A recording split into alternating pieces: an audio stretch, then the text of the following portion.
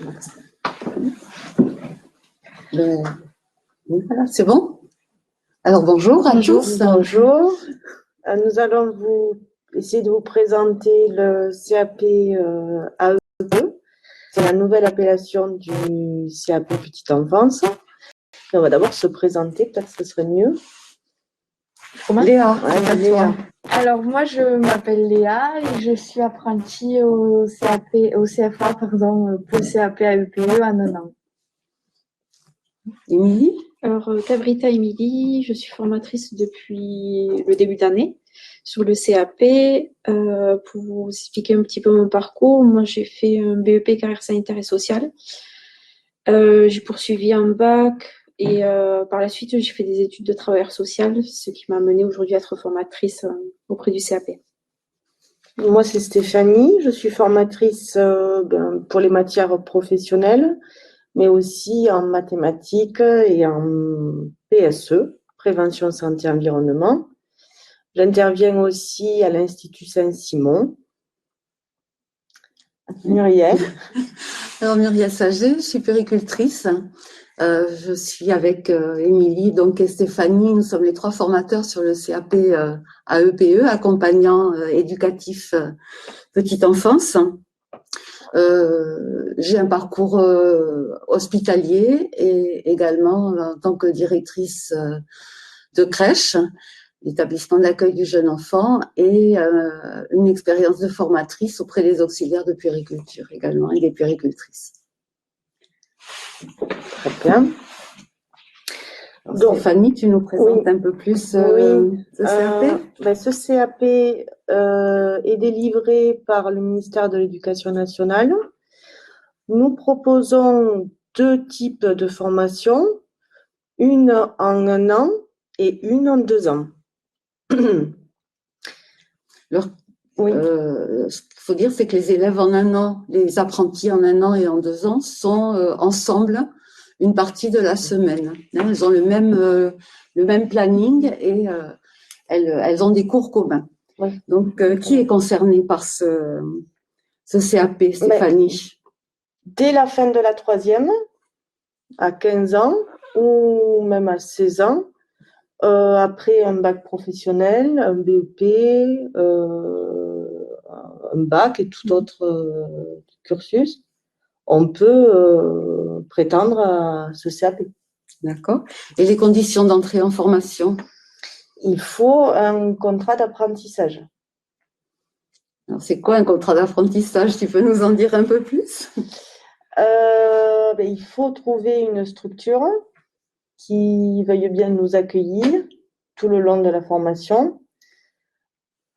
Voilà. Peut-être Léa, tu peux nous dire comment ça s'est passé quand tu as souhaité entreprendre ce CAP? Quelles sont les démarches que tu as entreprises? Alors moi, j'ai entendu parler d'une place qui était disponible à la communauté de communes, à Saint-Gaudens du coup. Et du coup, j'ai postulé en envoyant une lettre de motivation, un CV et mes appréciations de mes anciens stages. Et du coup, ma candidature a été retenue. Voilà. Très bien. Ce qu'il faut dire peut-être, c'est que c'est un vrai contrat de travail. Oui. Donc, elle est employée par la communauté de communes qui lui verse une rémunération. Alors, la rémunération est variable en fonction de l'âge du candidat et de ses années, si elles sont en 1 an ou en 2 ans. Donc, c'est vrai qu'il faut souvent faire des démarches. Là, tu as eu de la chance de trouver rapidement, mais on a quelquefois des personnes qui souhaitent entreprendre le CAP et qui ont un peu de mal à trouver une collectivité qui accepte de les prendre en charge. Mais après, nous, on est là, toute l'équipe est là, justement, pour aider les apprentis à trouver un contrat. Donc ça, on est là pour les aider autant dans la démarche que dans la recherche. Oui, parce qu'on est en contact avec des employeurs, oui. Donc on a un peu une idée des besoins sur le territoire. Donc on est l'interface entre les personnes qui recherchent un CAP et les employeurs qui sont prêts à accepter un apprenti. Mais d'ailleurs, souvent, les apprentis, les élèves se demandent dans quelle structure on peut postuler pour trouver un contrat d'apprentissage pour le CAP AEPE. Donc, dans quel type de structure on peut demander un contrat d'apprentissage?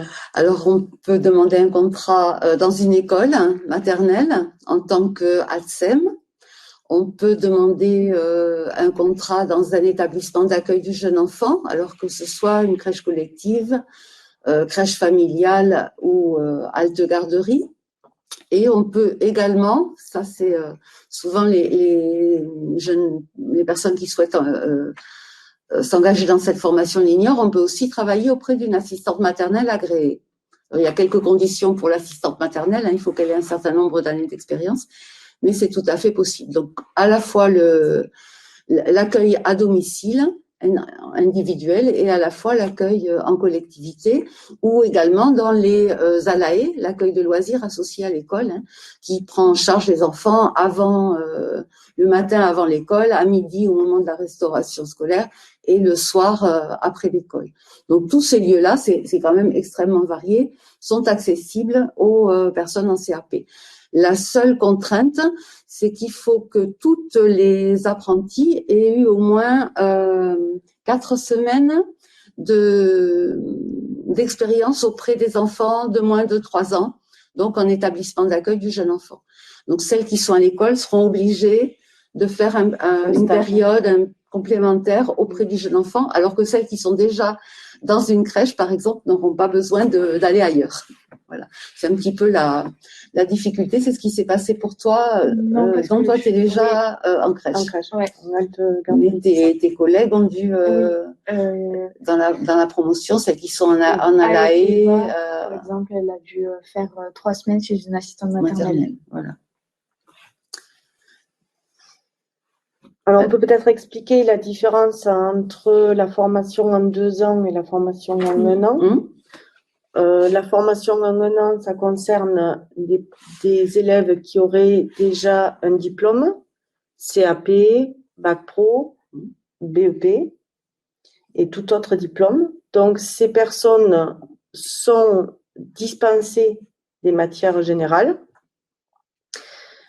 et n'ont à passer que les matières professionnelles, avec parfois des dispenses selon le cursus qu'elles ont antérieur. Voilà, exactement, le cursus antérieur. Elles peuvent être dispensées de certaines matières professionnelles. Et donc de certaines épreuves. Oui. Donc toi, Léa, par exemple?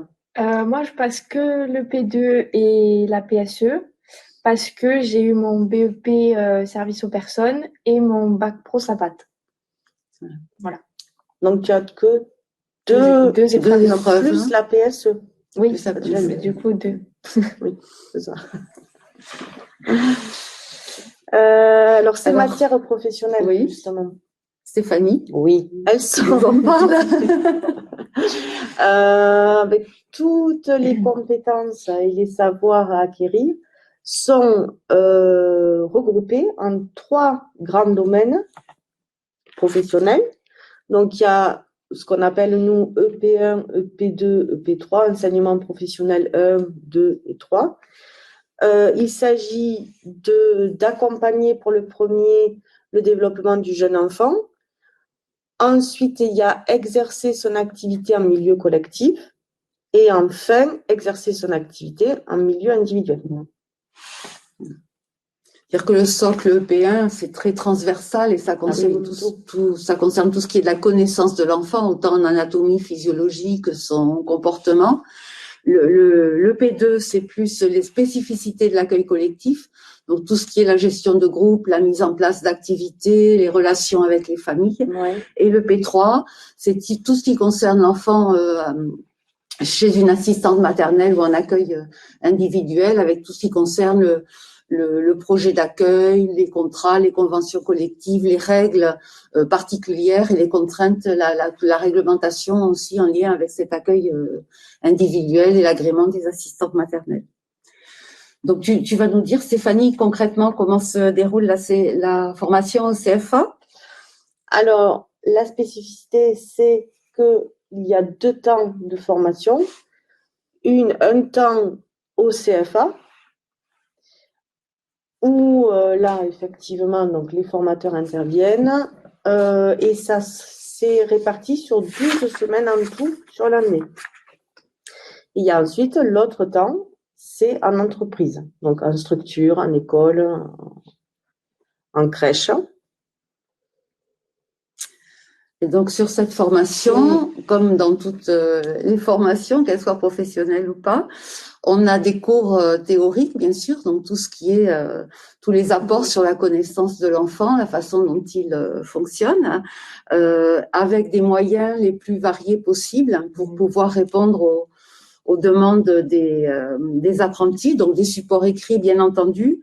Beaucoup, nous sommes équipés en vidéo, donc des supports vidéo, des films qu'on peut analyser et discuter en classe, des PowerPoint éventuellement, des travaux pratiques. Alors, on est ici dans la salle de TP, je ne sais pas si on les voit bien, mais peut-être tu peux les montrer, Véronique, avec tout le matériel nécessaire pour s'entraîner à donner un bain, préparer un biberon, porter l'enfant dans ses bras, l'installer dans son lit. Il y a à côté une salle aussi pour les travaux pratiques de cuisine, puisqu'une grande partie de l'EP3 qui concerne le travail du CAP à EPE est centrée aussi sur l'alimentation, la préparation des repas aux enfants. Donc, on a la cuisine à côté. Donc, tout le matériel adapté, et je dois reconnaître qu'on est particulièrement bien lotis ici sur ce matériel. Il y a vraiment beaucoup, beaucoup de choses avec des poupons qui ont le vrai poids des enfants qu'on peut porter. C'est des vrais poupons de soins tout à fait adaptés. Puis, vous voyez, bon, les transats, les chaises hautes, les lits, il y a vraiment tout ce qu'il faut. On a fait le choix aussi de faire intervenir, alors c'est vrai que nous sommes 3, mais la variété, la diversité, c'est bien aussi. Donc, on a fait le choix d'accueillir des intervenants, en particulier une animatrice de rame, mais aussi une éducatrice de jeunes enfants. On aura probablement aussi un professeur de yoga pour enfants à la fin de l'année, une association de lecture. Une intervention, pardon. Sur le portage du bébé en collectivité, avec le matériel adapté aussi, et aussi massage de bébé. Voilà. On fait énormément de travaux de groupe, puisque la chance qu'on a, c'est d'avoir un petit groupe. Là, cette année, nous sommes 10. Donc, c'est vraiment le groupe idéal pour les travaux de groupe. Ils sont très fréquents, c'est-à-dire que quasiment tous les cours se commencent peut-être ou se terminent par un petit apport théorique, mais après, c'est vraiment de la discussion. Et alors, cette année, on a vraiment un groupe extrêmement dynamique et quelquefois un petit peu trop bavard, mais c'est vraiment intéressant. Donc, beaucoup de travaux de groupe et quand on le peut, à chaque retour de stage, un temps d'analyse de pratique. Parce qu'aujourd'hui, on considère qu'un professionnel a vraiment besoin de prendre du recul et d'analyser sa propre pratique pour évoluer.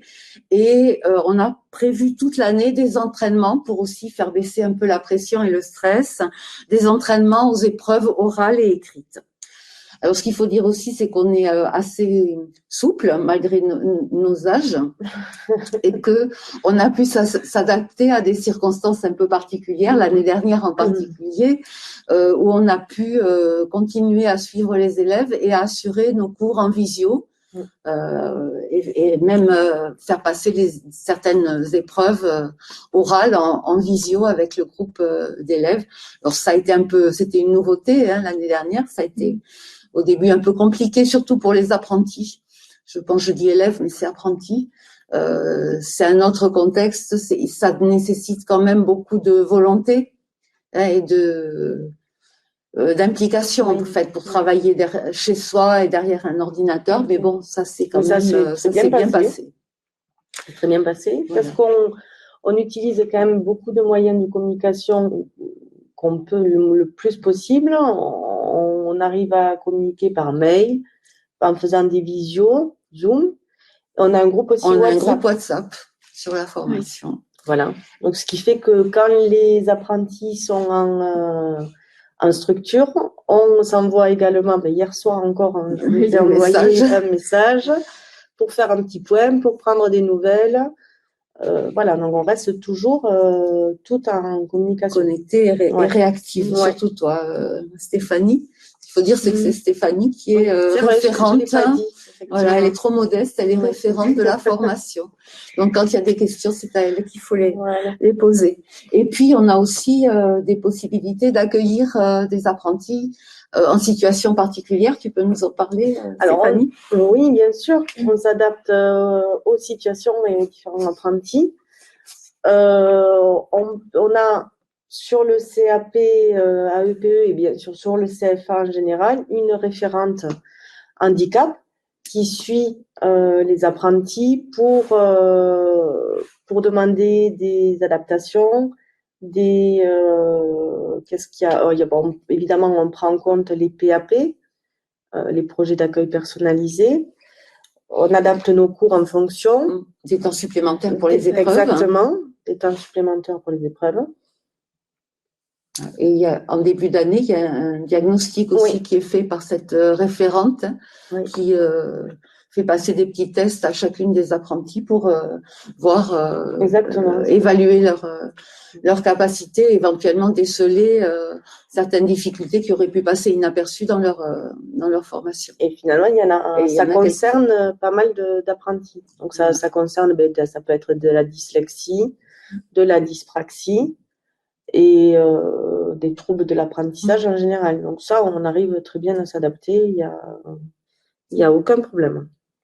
Alors en ce qui concerne les modalités d'examen, le CFA est habilité, donc il y a 2 modalités d'examen. Soit les apprentis peuvent décider de passer leurs épreuves en ponctuel, donc à la fin de l'année, en général en juin, soit elles peuvent choisir de les passer en contrôle continu. Donc nous sommes habilités à faire passer les épreuves en contrôle continu, ce qui est quand même moins stressant, je pense, pour les élèves qui optent pour ce choix-là. Elles travaillent toute l'année, il y a les entraînements, et puis là, c'est en ce moment, on est en train de faire passer ces épreuves de contrôle. Nous, on appelle ça les CCF, contrôle en cours de formation. Voilà. Ensuite, donc comme vous pouvez quand même télécharger, les personnes qui seraient intéressées par ce CAP peuvent télécharger sur le site les fiches de préinscription et tous les documents administratifs dont vous aurez besoin. Il y a également des vidéos où il y a des témoignages d'élèves, d'apprentis, qui parlent de l'ambiance, de la relation avec les formateurs. Donc ça, c'est assez intéressant aussi. Concernant, c'était Muriel, les qualités requises. Ah oui. Pour réussir le CAP. Alors les qualités requises, je crois qu'au départ, il faut vraiment être à l'aise. Ça, c'est un préalable avec l'enfant, puis un goût pour la petite enfance, mais surtout de l'écoute, de la tolérance, de la bienveillance, un sens de l'observation, et ça on insiste beaucoup pendant la formation, puisque toutes nos actions vont être guidées par cette capacité d'observation de l'enfant et de déceler ses besoins, une grande disponibilité à l'autre, de la curiosité intellectuelle, parce que le centre de formation, ça fait pas tout. Il faut aussi continuer à s'informer, à regarder des émissions, à lire. Ça, c'est un peu... Tu souris, Léa. Ça, on a un petit peu de mal, quelquefois, à inciter les jeunes à s'intéresser à ce métier en dehors du temps où ils sont au CFA. Donc, un goût du travail en équipe, parce qu'il faut vraiment réaliser que ce travail-là, en particulier dans les écoles ou dans les ALAE ou dans les établissements d'accueil du jeune enfant, c'est un travail d'équipe. On n'est pas seul dans son coin avec un enfant. Il y a toute une équipe qui prend en charge. Ça, c'est pour les valeurs. Il y a aussi des pratiques, une qualité dans les pratiques, de la rigueur. Quand on prépare un biberon, mais il y a une façon de la préparer pour respecter l'hygiène, les quantités. Donc, ça demande quand même d'être rigoureux dans son travail, de respecter l'hygiène et bien sûr dans sa pratique d'être doux, d'être, je sais pas comment on peut dire, bienveillant et doux avec les enfants. Et surtout, quelque chose vraiment qui a beaucoup évolué ces dernières années, c'est qu'aujourd'hui, on n'accueille plus un enfant tout seul, on accueille une famille. Et le métier d'accompagnant éducatif petite enfance, il est centré autant sur l'enfant que la famille.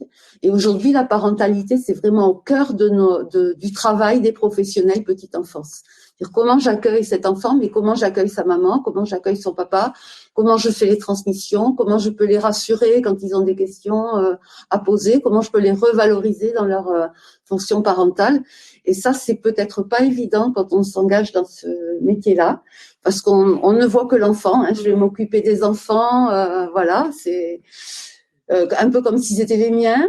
Donc bon, voilà, il faut faire attention à ça. C'est pas les nôtres. On n'est pas là pour ça. On est là pour aider l'enfant à progresser, à grandir, pour lui offrir toutes les conditions possibles pour s'épanouir et évoluer le mieux, tout en respectant le parent comme premier éducateur de son enfant. Peut-être tu peux dire si c'est quelque chose qui comment tu t'es positionné par rapport à ça, si ça a été nouveau pour toi cette approche-là. Malgré tous les stages que j'avais fait avant, je m'étais jamais vraiment intéressée entre guillemets aux parents, plus aux enfants et au temps où j'étais avec les enfants. Mais c'est vrai que là, depuis que je suis en apprentissage, j'ai beaucoup plus de communication avec les parents. On discute, bon, pas toujours, mais ça nous arrive.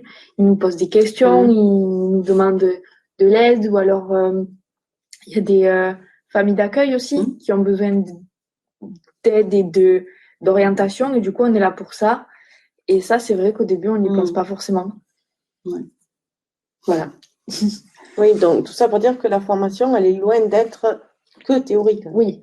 Le but, c'est de toujours faire le lien entre les apprentissages en classe avec la structure, avec la pratique et avec ce qu'on peut voir sur le terrain. Oui.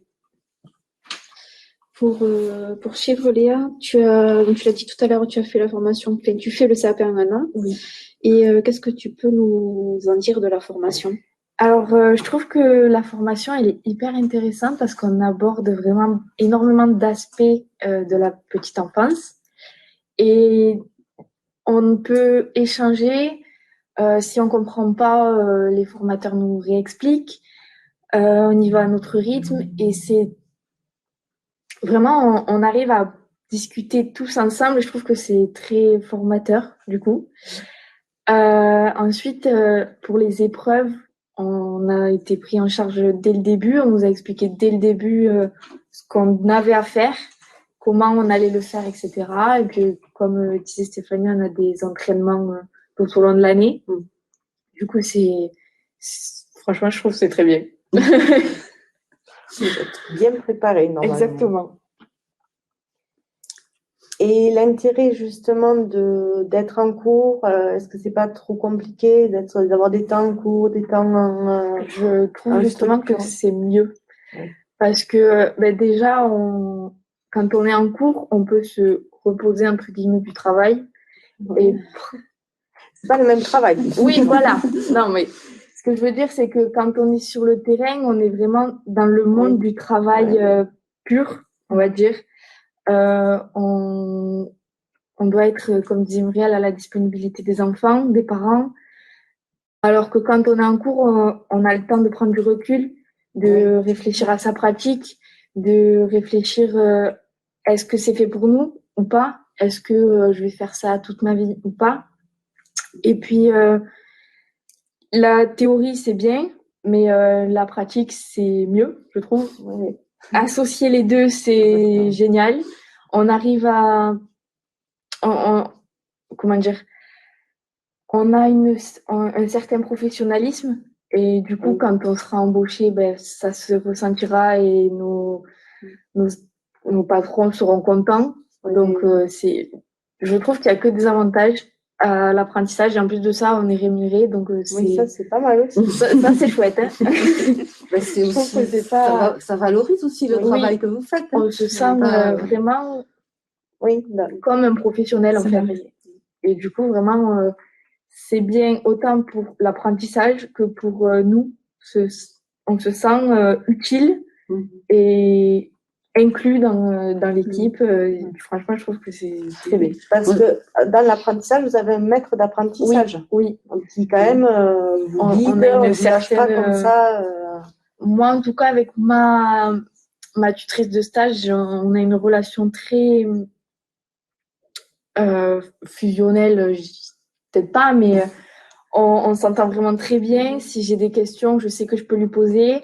Elle vient toujours vers moi, elle me pose toujours des questions, savoir si je me sens bien, etc. Donc vraiment, on n'est pas lâché dans une entreprise sans repère ni quoi que ce soit. Et c'est vraiment très rassurant. Voilà, c'est rassurant, oui. Moi, je vais juste reprendre quelque chose que tu viens de dire, là, qui m'a un peu... la théorie, c'est bien, mais la pratique, c'est mieux. Alors, on a ça, je ne peux pas laisser dire ça. Oui, on a besoin des deux. Ce que j'observe, ce que j'observe, c'est que cette théorie, quelquefois, elle vous bouscule. Parce que justement, on peut montrer ou dire des choses qui sont un peu éloignées de votre pratique. Et ce qu'il faut comprendre, c'est que cet écart entre la réalité de votre pratique professionnelle et un idéal, c'est dans cet espace-là que vous allez vous construire. Et c'est ça qui est important. Hein. Alors, moi, je dis pas c'est mieux. On est, voilà, il y a ce nécessaire aller-retour entre la théorie et la pratique qui vous permet à chaque fois de vous réinterroger sur le terrain, à vous dire, mais attends, au cours, on m'a dit ça, mais là, qu'est-ce que j'en fais de ça? Et à l'inverse, quand vous êtes à l'école, et ça, vous le faites assez volontiers, ramenez vos expériences de professionnels pour enrichir le discours. Et quelquefois même, c'est arrivé, hein, on peut discuter assez vivement parce que c'est ça, faut accepter aussi d'être bousculé et remise en question dans ses certitudes. Et ça, mais c'est tous les jours. Et c'est autant le formateur, hein, c'est ce que je veux dire. Hein. Il est arrivé, voilà. C'est pas toujours c'est pas que vous qui vous remettiez en question. Le formateur est aussi dans cette dynamique-là et évolue avec vous. Hein. C'est ça qui est intéressant pour tout le monde. Oui. Donc nous, on a aussi, parce qu'il faut le dire, vous avez du plaisir, mais nous, on a aussi beaucoup de plaisir à être là avec ces apprentis et beaucoup dans la discussion, même pendant les pauses. Oui. Hein. C'est ça. Même les samedis matins. Même les samedis matins. Voilà. On devait parler de la façon dont tu as trouvé ton lieu d'apprentissage, mais on en a parlé au début. Peut-être s'il y a des questions. Oui, est-ce qu'il y a des questions du chat, Véronique? Non?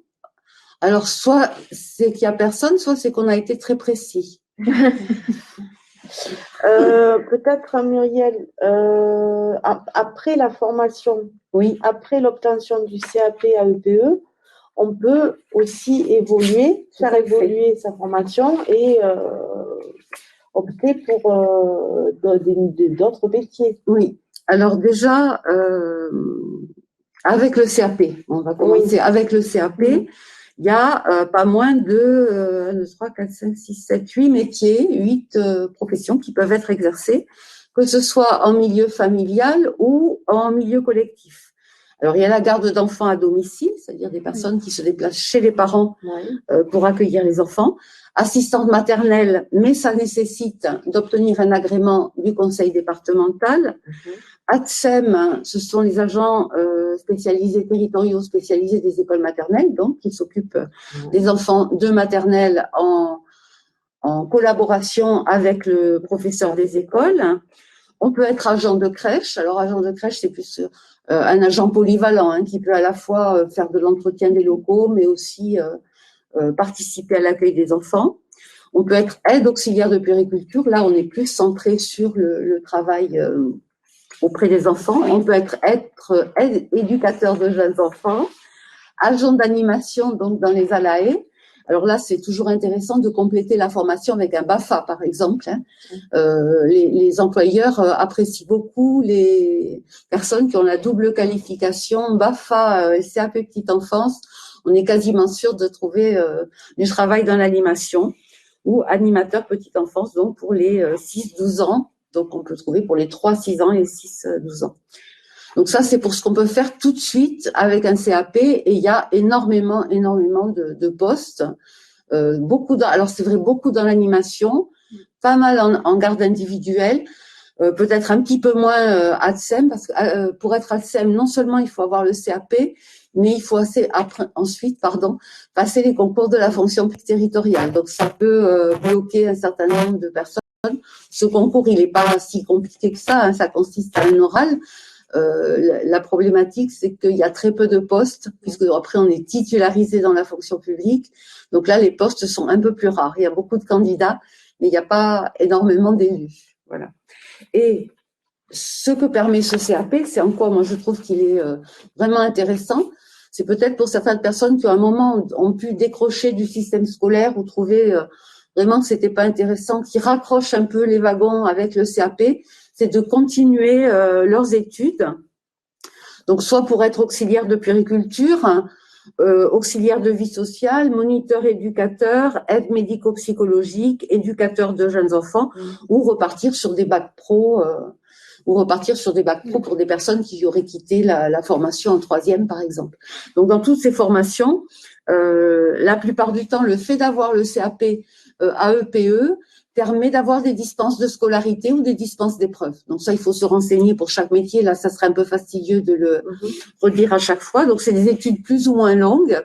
Si je prends auxiliaire de puériculture, par exemple, le diplôme, c'est un diplôme d'État. La durée des études est de 10 mois. Donc, c'est la même durée que pour le CAP, quasiment, hein, que pour le CAP accompagnant éducatif petite enfance. Voilà. Avec donc des allègements parce que titulaire du CAP. Donc ça, c'est voilà. Je pense que sur le site, on trouvera toutes les notices. Il y a d'autres sites qu'on peut retrouver sur des écoles spécialisées qui peuvent donner ces informations. On trouveront facilement ça sur Internet. Donc vraiment, c'est pas un métier, c'est pas une formation qui enferme. Ça, c'est vraiment important. C'est une formation qui ouvre sur de nombreux métiers, d'autres formations, et après, on peut vraiment évoluer. Voilà. Alors, est-ce qu'il y a des questions maintenant? Non, Toujours pas. Alors que les personnes qui regardent le chat se manifestent pour qu'on n'ait pas l'impression d'avoir parlé pour elles. C'est ça.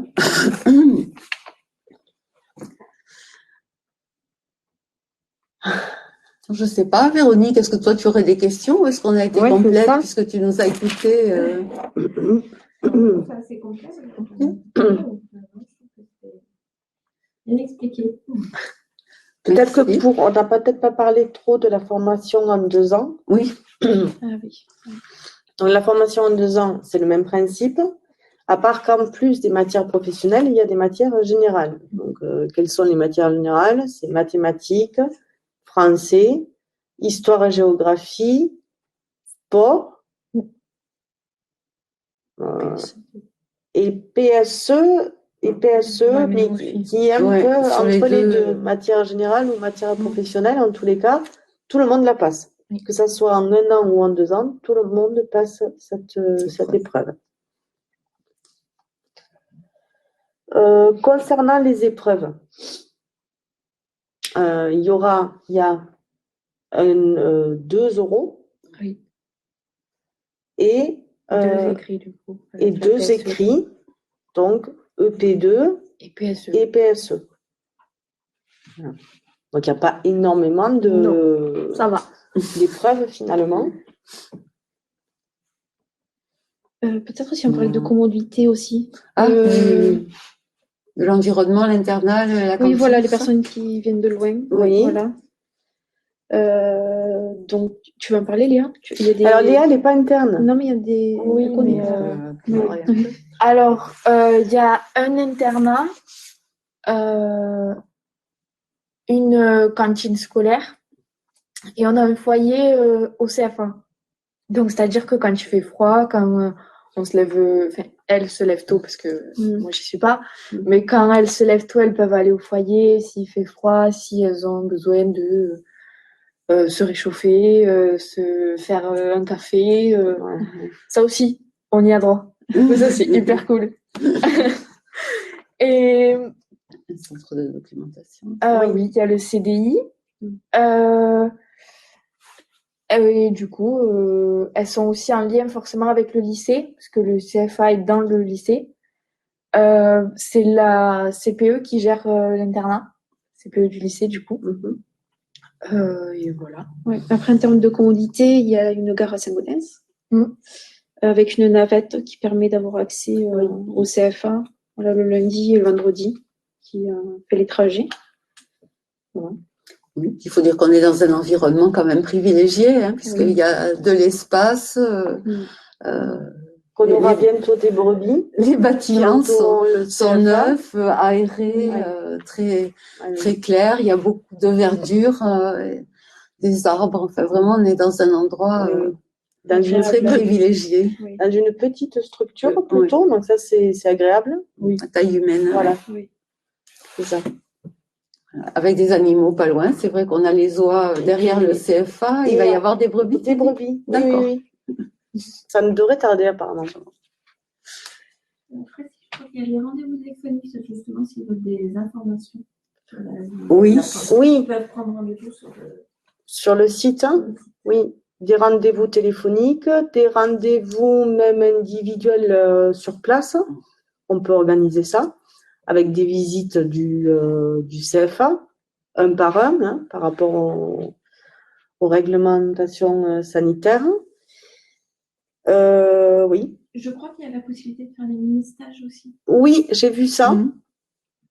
J'ai vu ça. Donc apparemment, oui, on peut venir en classe, voir comment ça se passe. Donc ça peut être intéressant. Ah oui. Merci. Voilà. Donc moi, je suis déjà en communication avec 2 personnes qui sont intéressées par SMS. On s'est appelé. Donc ça, c'est très fluide. Il y a aucun souci. Hein. Voilà. Je pense qu'on a un peu fait le tour. S'il y a des questions après qui tombent plus tard, bien sûr, on répondra. On est à la disposition, hein, si les personnes veulent. Bon, les numéros seront sur le site, hein, je pense. Oui, les adresses rendez-vous, que aussi. ce soit pour des questions administratives ou des questions pratiques ou des recherches, comme tu l'as dit tout à l'heure, Stéphanie, des recherches d'employeurs. Hein. Ouais. Voilà. Donc là, on va. Oui. On a une question pour s'ils sont éloignés de Saint-Gaudens, est-ce qu'il faut prévoir un hébergement pour les semaines de cours? Non, du coup. Alors, c'est l'internat. Oui. Il y a un internat de 100 places. Ouais. Alors ça, c'est un petit peu plus compliqué en ce moment parce qu'il peut pas y avoir plus de 2. C'est ça, non, le nombre elles peuvent être à 3 par chambre. Oui. Mais là, en ce moment, il faut qu'elles appellent la vie scolaire. Mais il y a un internat sur place. Donc elles ne sont pas, si elles habitent loin, elles peuvent être accueillies ici. Ouais. Sur les 10, on en a pas mal. Il y a plus d'internes que de. Il y en a 6. Il y a 6. Nous avons actuellement 6 personnes qui sont internes. Ouais, c'est ça, à peu près, oui.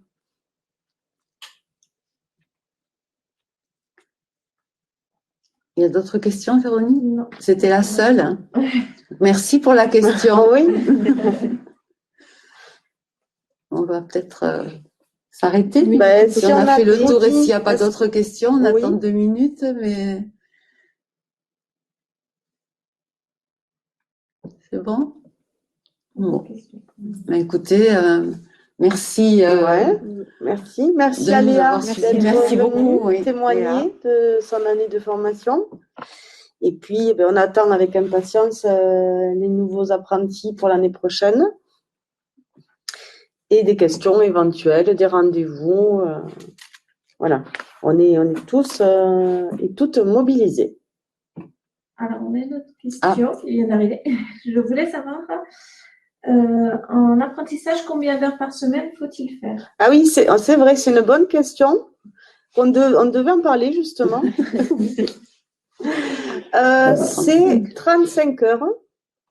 35 heures en structure et 35 heures aussi au CFA. Donc, ça fait des horaires, des semaines bien chargées, c'est vrai. Hein. Donc, c'est tous les jours, en tous les cas au CFA, de 9 heures à midi et de 13 heures à 17 heures. Et en structure, donc, c'est. Bon, alors ça s'arrange avec le patron, hein, ça dépend, parce qu'il y a des vacances aussi. Oui. Donc, Celles qui sont en école, des fois, elles font un petit peu plus et du coup, elles ont les vacances. Oui. D'autres, elles ont 35 heures et du coup, elles n'ont pas les vacances scolaires, mais elles ont quand même leur semaine de congé. Ouais. Après, ça dépend de la structure. Ouais. Mais en général, c'est un minimum de 35 heures, hein, que ce soit au CFA ou en structure. Et c'était une bonne question.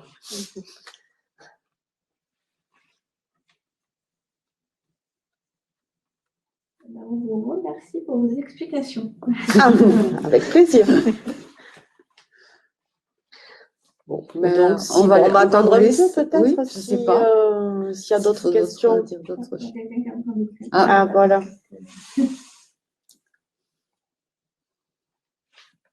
Je regarde un peu.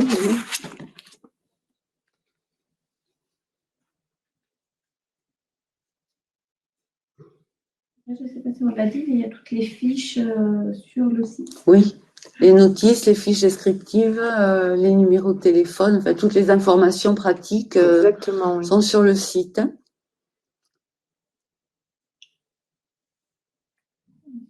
Non. Pour l'instant, il n'y a plus de questions.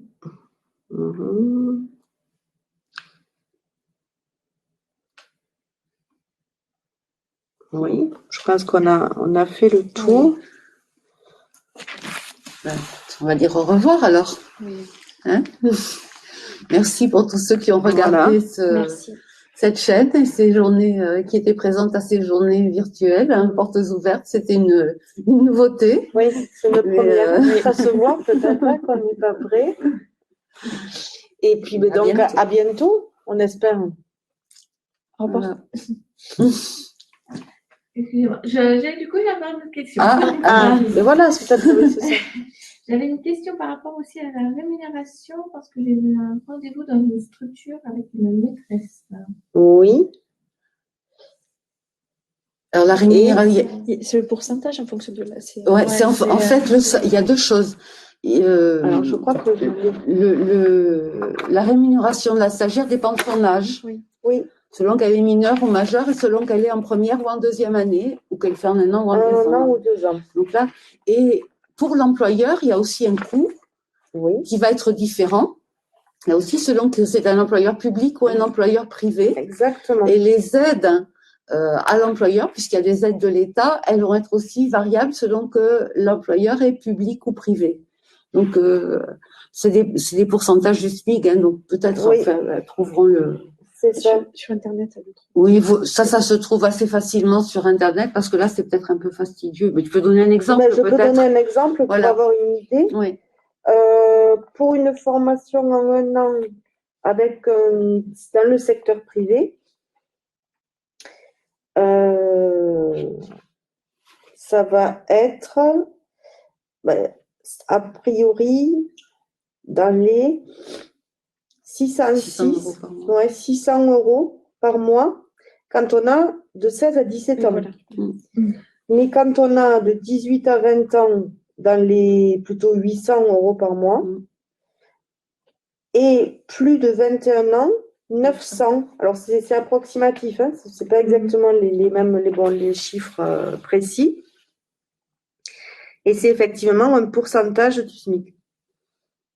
Donc c'est ça plutôt. A priori, c'est peut-être plus au niveau pour la personne, en fait, du coup, combien ça va. C'est plutôt pour l'employeur, peut-être, parce qu'elle voulait en savoir plus. Donc je pense que c'est plus au niveau de l'employeur, peut-être du coup, pour l'employeur, après les aides. Alors l'employeur, il verse le salaire, il a une aide forfaitaire qui est de 3 000 euros, je crois, par. Alors c'est différent entre le public et le privé, c'est pour ça que là, j'ai pas les. Ça, je dois l'avoir. Elle nous l'avait donné, Magali, mais je l'ai pas renoté. Co-employeur. Bon, là, c'est co-réel. Et de toute façon, c'est facile, non? Si on voit le co moins. C'est sûr qu'il y a des aides, peut-être là. Après, je pense qu'il peut, tout à fait prendre rendez-vous avec la Oui. NIC. Exactement. Oui. Alors, c'est ça, je l'ai. Hein. Ça y est, j'arrive un peu en retard, mais je vais y arriver.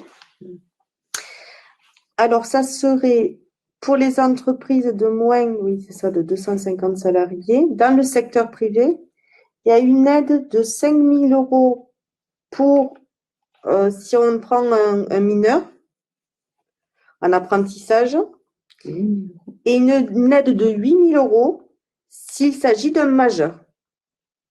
Ça, c'est pour la première année d'apprentissage. Pour la deuxième année, 2 000 €.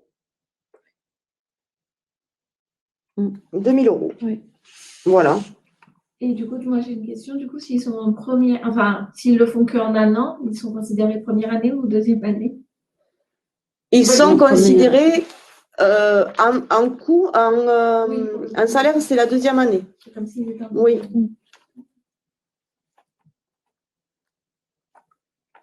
Donc on a réussi. Bon, ça à peu près.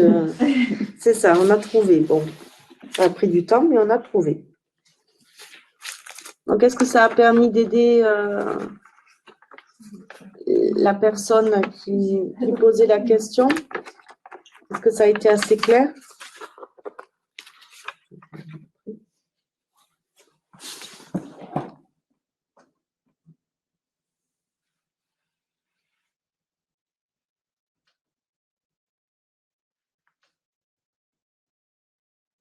De toute façon, il y a possibilité effectivement de téléphoner à la secrétaire du CFA, mais également aussi à Magali Nice, qui fait partie de la direction et qui s'occupe aussi, qui connaît bien ce sujet. D'autant qu'il y a des textes qui viennent juste de sortir là. Il y a eu encore des modifications sur les aides en période Covid. Oui. Et donc pour le public, tu as parlé du privé, pour le public, on était à 3 000 € par an. Mais là, je pense qu'il y a des nouveautés. J'ai vu sortir ça dans la semaine, alors il faut la rester aussi à jour. Je passe à dire oui, merci à vous. Avec plaisir. Bon, cette fois, Alors, on arrête là. Ouais, d'accord. Merci.